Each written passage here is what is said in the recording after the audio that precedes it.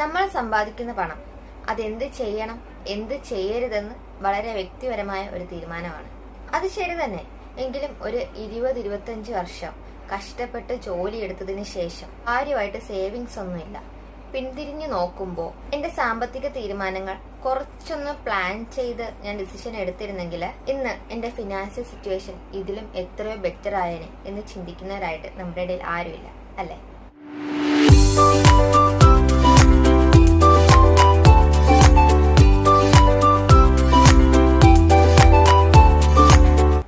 Guys, welcome back our YouTube channel. ഇന്ന് ഞാൻ നിങ്ങളുമായിട്ട് ഷെയർ ചെയ്യാൻ പോകുന്ന ഒരു വ്യത്യസ്തമായ ടോപ്പിക്കാണ്. ഫിനാൻഷ്യലി ആർക്കും ഫോളോ ചെയ്യാൻ പറ്റുന്ന വ്യത്യസ്തമായ കുറച്ച് ടിപ്സുമായിട്ടാണ് ഇന്നത്തെ എന്റെ വീഡിയോ. അപ്പൊ നമ്മുടെ വീഡിയോ ആദ്യമായിട്ട് കാണുന്നവരാണെങ്കിൽ ലൈക്ക് ചെയ്യാനും ഷെയർ ചെയ്യാനും കമന്റ് ചെയ്യാനും മറക്കരുത്. പിന്നെ സബ്സ്ക്രൈബ് ചെയ്തേക്കണേ. സബ്സ്ക്രൈബ് ചെയ്യുന്നതിനോടൊപ്പം തന്നെ തൊട്ടടുത്തുള്ള ബെൽ ബട്ടൺ കൂടി ക്ലിക്ക് ചെയ്യുകയാണെങ്കിൽ നമ്മുടെ എല്ലാ വീഡിയോസും നിങ്ങൾക്ക് നോട്ടിഫിക്കേഷൻസ് ആയിട്ട് വരുന്നതായിരിക്കും.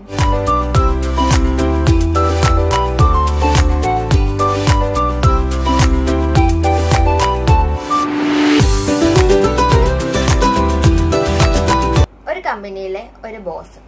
ആ ബോസിന്റെ ലൈഫ് സ്റ്റൈൽ എന്ന് പറയുന്നത് നല്ല അടിച്ചു പൊളിച്ചൊരു ലൈഫ് സ്റ്റൈല്, വെൽ എഡ്യൂക്കേഷൻ, അതുപോലെ തന്നെ ഭയങ്കര ആർഭാടം നിറഞ്ഞ ലൈഫ് സ്റ്റൈൽ. സെയിം അവരുടെ കമ്പനിയിലെ ഒരു അസിസ്റ്റന്റ്, വരുമാനം തീരെ കുറവ്, ചിട്ടയായ ലൈഫ്. സോ ഫിനാൻഷ്യലി താരതമ്യേന ഒരുപാട് ഡൗണും ആയിരിക്കും. ബോസൻ ഒരുപാട് ഉയർച്ചയിൽ നിൽക്കുന്ന ഒരാളായിരിക്കും. പക്ഷേ ഇപ്പൊ അവരുടെ ലൈഫ് എടുത്ത് നോക്കുവാണെങ്കിൽ ബോസന്റെ ലൈഫ് ഇപ്പോഴും നല്ല അടിച്ചുപൊടിച്ചുള്ള ലൈഫാണ്. പക്ഷേ അതിന്റെ പിൻവശം അയാൾക്ക് ഒരുപാട് കടങ്ങളുണ്ട്. ആസ്തികളെക്കാൾ കടമുണ്ടെന്ന് വേണമെങ്കിൽ പറയാം. അയാളുടെ അസിസ്റ്റന്റ് നല്ല ചിട്ടയായ ലൈഫ്, വീട് വെച്ചു, മക്കളെ കെട്ടിച്ചു, ഇപ്പൊ റിട്ടയർഡായി, അയാൾക്ക് ജീവിക്കാൻ പറ്റുന്ന സമ്പത്ത് അയാളുടെ കയ്യിലുണ്ട്. ഇത്തരം എക്സ്ട്രീമായ ആളുകളിൽ നിന്നും നമ്മൾ പഠിക്കേണ്ട ഒരു പാഠം, ഇതിനെ ഫോർ എക്സാമ്പിൾ പറഞ്ഞതാണ്. നമ്മൾ പഠിക്കേണ്ട പാഠം, നമ്മൾ സാമ്പത്തികമായിട്ട് നല്ല രീതിയിൽ എത്താനായിട്ട് നമ്മളുടെ പഠിപ്പോ നമ്മുടെ സ്മാർട്ട്നെസ്സോ നമ്മളുടെ ജോലിയിലുള്ള ആത്മാർത്ഥതയോ നമ്മൾ ജോലി ചെയ്യുന്ന സിറ്റുവേഷനോ അതൊന്നുമല്ല, നമ്മൾ വളർന്നു വന്ന കാഴ്ചപ്പാട് തന്നെയാണ്. മീൻസ് നമ്മുടെ ലൈഫ് സ്റ്റൈൽ ഹാബിറ്റ്സ്, നമ്മുടെ ശരിയായിട്ടുള്ള ഇൻവെസ്റ്റ്മെന്റ് ചോയ്സ്. അപ്പോ ഈ രണ്ടു പേരിൽ ആരാണ് റിച്ച്? നിങ്ങൾ ഓരോരുത്തരും ഏത് ലെവലിൽ എത്തുമ്പോഴാണ് യെസ് ഐ ആം റിച്ച് എന്ന് പറയുക? നിങ്ങൾക്ക് ഇഷ്ടമാണോ എന്തെങ്കിലും പർച്ചേസിങ്ങിനോ ഷോപ്പിങ്ങിനൊക്കെ പോകുമ്പോൾ പ്രൈസ് ടാഗ് നോക്കാണ്ട് ഷോപ്പിംഗ് ചെയ്യുന്നത്? എന്റെ അഭിപ്രായത്തിൽ അതൊരു അപകടം പിടിച്ച പരിപാടിയാണ്. ഗൈസ്, നമുക്ക് പല രീതിയിൽ റിച്ച് ആകാം. മേ ബി നമുക്ക് പടിപടിയായിട്ട് റിച്ച് ആകാൻ സിറ്റുവേഷൻ ഉണ്ടാകാം. അല്ലെങ്കിൽ പാരമ്പര്യമായിട്ട് സമ്പത്തുണ്ട്, അതിന്റെ ബേസിൽ നമുക്ക് റിച്ച് ആകാൻ പറ്റും. അതല്ലെങ്കിൽ ഒറ്റയടിക്ക് റിച്ച് ആകാൻ പറ്റും. മീൻസ് എന്തെങ്കിലും ഒരു സാഹചര്യമൊക്കെ കൊണ്ട് നമ്മുടെ കയ്യിൽ പണം വരുന്ന സിറ്റുവേഷൻ, ലോട്ടറി ഒക്കെ അടിക്കില്ലേ, അതുപോലെ. നിങ്ങൾ ഏത് രീതിയിലും ആ ടോപ്പിൽ എത്തിയാലും ശരി, നിങ്ങൾക്ക് അവിടെ നിൽക്കണമെങ്കിൽ അല്ലെങ്കിൽ അതിനേക്കാൾ മുകളിൽ എത്തണമെങ്കിൽ, അവിടെ സ്റ്റേ ചെയ്യണമെങ്കിൽ നിങ്ങൾക്ക് ഒരു കാര്യം കൂടിയേ തീരുള്ളൂ: discipline. So getting rich and staying rich are two different things. For staying rich, I am very sorry, price tag കൂടിയേ തീരുള്ളൂ. അത് മസ്റ്റ് ആയിട്ട് നോക്കിയേ പറ്റുള്ളൂ. നമ്മുടെ ലൈഫിൽ നമുക്ക് അത്യാവശ്യമായിട്ട് പണം വേണം. അപ്പോൾ ഇത്തരം എമർജൻസി സിറ്റുവേഷനിൽ നമ്മളെ കൊണ്ട് എത്തിക്കുന്നതെന്ന് പറഞ്ഞാൽ നമുക്ക് പലപ്പോഴും അറിയാവുന്ന കാര്യം തന്നെയാണ്. ഇപ്പോൾ ഒരു എക്സാമ്പിൾ പറയുകയാണെങ്കിൽ, എല്ലാവരും സ്വന്തം മക്കളെ, സ്വന്തം മകളെ കല്യാണം കഴിച്ചു വിടുന്നുണ്ട്. ഈ 21 വർഷം അല്ലെങ്കിൽ 25 വർഷം ആ ഒരു ടൈമിലായിരിക്കും അവരുടെ കല്യാണം നടക്കുന്നത്.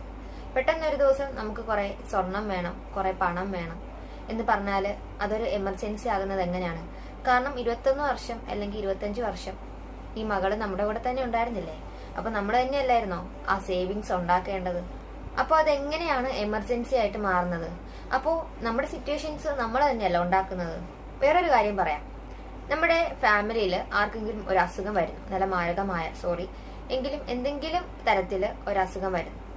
ആ അസുഖം വരുമ്പോ തന്നെ ഹോസ്പിറ്റൽ ചെലവ്, എക്സ്പെൻസ്, അങ്ങനെയുള്ള കാര്യത്താല് ആ ഒരു ഫാമിലിയുടെ ഫിനാൻഷ്യൽ സ്റ്റാറ്റസ് താറുമാറാവും.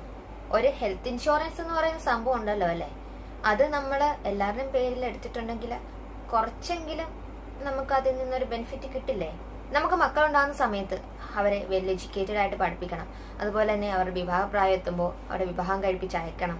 സോ പണത്തിന് വേണ്ടി പണിയെടുക്കാനുള്ള പ്രഷർ നമുക്കുണ്ടാകരുത്. പ്രത്യേകിച്ച് ഇപ്പൊ വരുന്ന ഈ തലമുറകളിൽ ഒരിക്കലും ഉണ്ടാകരുത്. ഒരു 60-65 വയസ്സൊക്കെ ആകുമ്പോൾ നമ്മൾ ആരെ ആശ്രയിച്ച് ജീവിക്കാൻ പറ്റാത്ത രീതിയിൽ ഒരു 20 വർഷം കൂടി എക്സ്ട്രാ നമുക്ക് ജീവിക്കാൻ നമ്മുടെ കയ്യിൽ തന്നെ സേവിങ്സ് ഉണ്ടാകണം. ഇതൊക്കെ നമുക്ക് അറിയാത്ത കാര്യമാണോ? എത്രയോ പേരൻസ് അവരുടെ റിട്ടയർമെന്റ് കാലത്ത് അവരുടെ മക്കളെ, സ്വന്തം മക്കളെ ആശ്രയിച്ച് ജീവിക്കുന്നവരുണ്ട്. സോ ഈ ഒരു കാര്യത്തിൽ നിന്ന് എനിക്ക് പറയാനുള്ളത്, നമ്മൾ നാളത്തെ കാര്യത്തിന് വേണ്ടി ഇന്ന് തന്നെ കുറച്ച് സേവിങ്സ് വെച്ചാൽ കുറച്ചൊക്കെ നമുക്ക് ആ എമർജൻസി സിറ്റുവേഷനിൽ എടുത്ത് യൂട്ടിലൈസ് ചെയ്യാൻ സാധിക്കും. ഞാൻ നേരത്തെ പറഞ്ഞു, ഓരോരുത്തർക്കും ഓരോ ടൈപ്പിലായിരിക്കും ഫിനാൻഷ്യൽ ഗോൾസ് ഉള്ളത്. അങ്ങനെ ഒരു ബെനിഫിറ്റ് നമ്മുടെ ലൈഫിൽ ഉണ്ടെങ്കിൽ, ആ ഗോൾസ് നമുക്കുണ്ടെങ്കിൽ, നമുക്ക് ആ ഒരു ഫിനാൻഷ്യൽ സപ്പോർട്ട് ഒരുപാട് ഹെൽപ്പ് ചെയ്യും നമ്മുടെ ഫ്യൂച്ചറിൽ. യു ഗസ്, നിങ്ങളൊരു ഗോൾ പോസ്റ്റ് കാണുന്നു. നിങ്ങളും ആ ഗോൾ പോസ്റ്റും തമ്മിലുള്ള വ്യത്യാസം മീൻസ് ദൂരം എത്രയാണ്, നിങ്ങൾക്ക് എന്തോരം ദൂരം അങ്ങോട്ടേക്ക് പോയാലാണ് ആ ഗോൾ പോസ്റ്റിലേക്ക് എത്താൻ സാധിക്കുന്നത്, ആ ഗോൾ പോസ്റ്റിന്റെ ഡിസ്റ്റൻസിലേക്ക് ഓടാൻ എത്ര നേരമാണ് നമുക്ക് എടുക്കുന്നത്. ഇത്തരം കാര്യങ്ങളൊക്കെ നമുക്ക് വളരെ സിമ്പിളായിട്ട് കാൽക്കുലേറ്റ് ചെയ്യാവുന്നതല്ലേ ഉള്ളൂ. ഇതില് എനിക്ക് നിങ്ങളോടൊരു പ്രധാനപ്പെട്ട കാര്യം പറയാനുള്ളത്, നിങ്ങൾ ആ ഗോൾ പോസ്റ്റിന്റെ അടുത്തേക്ക് പോകുന്ന സിറ്റുവേഷനിൽ നിങ്ങൾക്കൊരു എമർജൻസി എക്സ്പെൻസ് വരുവാണ്. അപ്പൊ നിങ്ങൾ തിങ്ക് ചെയ്യുക, നിങ്ങൾ ആ എക്സ്പെൻസ് ക്ലിയർ ചെയ്ത് കഴിഞ്ഞാൽ നിങ്ങൾ ആ ഗോൾ പോസ്റ്റിന്റെ അടുത്തേക്ക് പെട്ടെന്ന് എത്തുമോ അതോ ലേറ്റ് ആയിട്ടാണോ എത്തുന്നത്, അതായത് വേഗം എത്തുമോ ഫ്രണ്ടിലോട്ടാണോ ബാക്കിലോട്ടാണോ നിങ്ങൾ എത്തുന്നതെന്ന് ആദ്യം ചിന്തിക്കും. നമ്മൾ മലയാളികളെ ഈ ഗോൾ പോസ്റ്റിന്റെ അടുത്തുനിന്ന് പിടിച്ചു വലിച്ചു മാറ്റുന്ന 3 പിശാചുക്കളുണ്ട്. ഒന്ന് വിവാഹം, വീട്, വണ്ടി. ഈ 3 കാര്യങ്ങളാണ് ആൾക്കാരെ കടത്തിലേക്കാക്കുന്നത്. പക്ഷെ നിങ്ങളൊരു കാര്യം ചിന്തിക്കുക, ഈ 3 കാര്യങ്ങളെ നമ്മുടെ ആവശ്യമായിട്ട് കണ്ട് മലകമാരായിട്ട് കണ്ടാൽ എങ്ങനെയിരിക്കും? ഇത് കൂടുതലും എങ്ങനെയാണ് നമുക്ക് നെഗറ്റീവായിട്ട് മാറുന്നത്? നമ്മുടെ കൊക്കിലൊതുങ്ങാത്ത ആർഭാടം തന്നെയല്ലേ അതിന് കാരണം. അത് വേറൊന്നും കൊണ്ടല്ല, മറ്റുള്ളവരെ കാണിക്കാനുള്ള ഒരു ആർഭാട രീതി.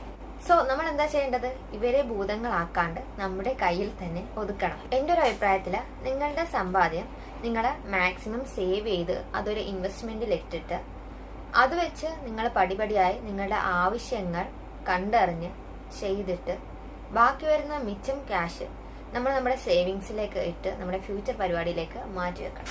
അപ്പോഴാണ് നമ്മൾ ശരിക്കും റിച്ച് ആകുന്നത്. അതർവൈസ് നിങ്ങളുടെ ആർഭാടത്തിലൊക്കെ നിങ്ങൾ ജീവിക്കുന്നു, ജീവിക്കാനായിട്ട് നിങ്ങൾ കടം വാങ്ങുന്നു, കടം വാങ്ങിച്ച കാശും കൊടുക്കണം, അതിന്റെ പലിശയും കൊടുക്കണം. അപ്പൊ നിങ്ങൾ എന്താ ചെയ്യുന്നത്? പടിപടിയായിട്ട് മുന്നിലോട്ടാണോ പോകുന്നത് അതോ പിന്നിലോട്ടാണോ പോകുന്നത്? ഇത്തരം സിറ്റുവേഷനിൽ അയ്യോ നമ്മൾ എന്ത് ചെയ്യും എന്നായിരിക്കും നിങ്ങൾ ഓരോരുത്തരിപ്പ് ചിന്തിക്കുന്നത്. അപ്പോൾ ഫിനാൻഷ്യലി നമുക്ക് റിച്ച് ആകാനായിട്ട് ഞാൻ 4 കാര്യങ്ങൾ പറയാം. ഇപ്പൊ നമ്മുടെ കയ്യിൽ കുറച്ച് ക്യാഷ് വരികയാണ്. ആ ക്യാഷ് നമ്മൾ നമ്മുടെ ആവശ്യങ്ങളായിട്ട് സ്പ്ലിറ്റ് ചെയ്ത് വെക്കുന്നു. അപ്പൊ അതിൽ ഒന്നാമത്തെ കാര്യം എന്ന് പറയുന്നത്, നമുക്ക് ഇന്ന് നമുക്ക് ജീവിക്കാനായിട്ട് കുറച്ച് മാറ്റി വെക്കും. നെക്സ്റ്റ് നാളത്തേക്ക്, ഇന്നത്തെ ആവശ്യം എന്ന് പറയുന്നത് നാളത്തെ ആവശ്യമല്ലേ, അപ്പൊ നാളത്തേക്ക് നമ്മൾ കുറച്ച് കരുതി വെക്കുന്നു. ഇനി അടുത്തത് അനാവശ്യം. നമ്മൾ മനുഷ്യരല്ലേ, കുറച്ചൊക്കെ അടിച്ചുകളൊക്കെ ആവശ്യമുള്ളതല്ലേ. അപ്പോൾ ആദ്യം അത്യാവശ്യം, പിന്നെ ആവശ്യം, പിന്നെ അനാവശ്യം എന്നുള്ള രീതി നിങ്ങൾ ഫോളോ ചെയ്യുക. പിന്നെ എന്താ പറയാ, കുറച്ച് പാവപ്പെട്ട പണക്കാരുണ്ട്. അതെങ്ങനെയാന്ന് ചോദിച്ചാൽ, അത്യാവശ്യം അസറ്റ്സും കാര്യങ്ങളൊക്കെ ഉണ്ട്, പക്ഷെ കയ്യിലെടുക്കാൻ ക്യാഷ് ഒന്നുമില്ല. മീൻസ് ഭൂമിയുണ്ട്, കയ്യിൽ ലാൻഡ് ഉണ്ട്, പക്ഷെ കയ്യിൽ ക്യാഷ് ഒന്നുമില്ല. അപ്പൊ എന്തെങ്കിലും അത്യാവശ്യം വന്നാലും എമർജൻസി വന്നാലും അവരുടെ കയ്യിൽ മറിക്കാനായിട്ട് ക്യാഷ് കാണത്തില്ല. പിന്നെ വേറൊരു കൂട്ടം ആൾക്കാർ ഇതുപോലെ അവരുടെ ഒരുപാട് ക്യാഷ് കാണും, പക്ഷെ അവർക്ക് സ്വന്തമായിട്ട് അസറ്റ്സോ കാര്യങ്ങളോ ഒന്നും കാണില്ല. സോ നമ്മുടെ ഈ ആസ്തികളെ നമുക്ക് ഇൻകം കിട്ടുന്ന ആസ്തികളാക്കി മാറ്റാം. അതുപോലെ തന്നെ നമ്മൾ ഗ്രോ ചെയ്യിക്കുന്ന ആസ്തികളാക്കി മാറ്റാം, ലിക്വിഡിറ്റി ആസ്തികളാക്കി മാറ്റാം. സോ ഇവയെല്ലാം ശരിയായ രീതിയിൽ നമ്മൾ പ്ലാൻ ചെയ്ത് ഇൻവെസ്റ്റ് ചെയ്യുന്നതിനാണ് നമ്മൾ ഇൻവെസ്റ്റ്മെന്റ് പ്ലാനിങ് എന്ന് പറയുന്നത്. ജനറലി നമ്മുടെ കൾച്ചറിൽ എനിക്ക് തോന്നിയിട്ടുള്ള 2 നെഗറ്റീവ് പോയിന്റ്സ് പറയാം. ഇപ്പൊ നമ്മുടെ സ്കൂളിലൊക്കെ ആയാലും കോളേജിലൊക്കെ ആയാലും ഫിനാൻഷ്യൽ റിലേറ്റഡ് ടോപ്പിക്സ് നമ്മളെ പഠിപ്പിക്കുന്നില്ല. പിന്നെ നമ്മൾ ഫ്രണ്ട്സ് ഫാമിലിയൊക്കെ ആയിട്ട് ചിൽ ഔട്ട് ചെയ്യുമ്പോൾ നമ്മൾ ഈ ഫിനാൻഷ്യൽ റിലേറ്റഡ് ടോപ്പിക്സ് സംസാരിക്കുന്നില്ല. സോ ഒരു ഫിനാൻഷ്യൽ സ്റ്റേബിലിറ്റിനെ പറ്റിയുള്ള ഒരു കോൺസെപ്റ്റ് നമ്മുടെ സ്കൂളിൽ നിന്നായാലും നമ്മുടെ കോളേജിൽ നിന്നായാലും നമ്മുടെ ഫാമിലി മെമ്പേഴ്സിൽ നിന്നായാലും നമുക്ക് കിട്ടുന്നില്ല. മീൻസ് ചിലരുടെയൊക്കെ ഒരു ധാരണയുണ്ട്, പണത്തിനെ പറ്റി സംസാരിക്കുന്നവരൊക്കെ പണത്തിനോട് ആർത്തിയുള്ളവരാണ് എന്നുള്ള ഒരു തോട്ട് നമ്മുടെ കൾച്ചറിൽ അങ്ങോട്ട് കയറി പറ്റിയിട്ടുണ്ട്. എനിക്ക് അതിനോട് യോജിപ്പില്ല. കാരണം നമ്മുടെ ഫിനാൻഷ്യൽ സ്റ്റേബിലിറ്റി എങ്ങനെയാണെന്ന് നമ്മൾ പരസ്പരം അറിഞ്ഞിരിക്കാൻ നമ്മൾ അതിനെപ്പറ്റി സംസാരിക്കണം. ദ ലാസ്റ്റ് പോയിന്റ്, നിങ്ങൾക്ക് ഫിനാൻഷ്യൽ സ്റ്റേബിലിറ്റി, നിങ്ങൾ ഫിനാൻഷ്യൽ റിച്ച് ആകാനായിട്ട് നിങ്ങൾ അറിഞ്ഞിരിക്കേണ്ട ഏറ്റവും മേജർ ആയിട്ടുള്ള principle, the power of compounding. Simple ആയിട്ട് പറഞ്ഞാൽ പലതുള്ളി പെരുവെള്ളം. അതും മനസ്സിലായില്ലെങ്കിൽ കുറേശ്ശെ നമ്മൾ ഈ കുടുക്കയിലൊക്കെ ഇട്ട് വെക്കുന്ന പോലെ കുറേശ്ശെ നമ്മൾ സമ്പാദിച്ചാൽ ഫ്യൂച്ചറിൽ നമ്മുടെ കയ്യിൽ വലിയൊരു സമ്പാദ്യം ഉണ്ടാവും. ഈ ഒരു പ്രിൻസിപ്പിൾ ഫോളോ ചെയ്താൽ നിങ്ങൾക്ക് ഫ്യൂച്ചറിൽ വലിയൊരു കൊട്ടാരം തന്നെ പണിതുയർത്താൻ സാധിക്കും എന്നുള്ളത് 100% ഷുവർ ആയിട്ടുള്ള കാര്യമാണ്. മാത്രമല്ല ഈ പണത്തിനെക്കാട്ടിൽ ഏറ്റവും ഇമ്പോർട്ടൻ്റ് ആയിട്ടുള്ള തിങ്ക് ഉണ്ട് സമയത്തിനനുസരിച്ച് സേവ് ചെയ്യാൻ നോക്കുക. ഇപ്പൊ നിങ്ങൾക്ക് ഫസ്റ്റ് സാലറി കിട്ടിയിട്ടുണ്ടെങ്കിൽ നിങ്ങൾ ഇപ്പൊ തന്നെ ഒരു ടൈം ടേബിൾ ഫോക്കസ് ചെയ്ത് ആ റൂട്ട് തന്നെ നിങ്ങൾ ലാസ്റ്റ് വരെ പോകുക.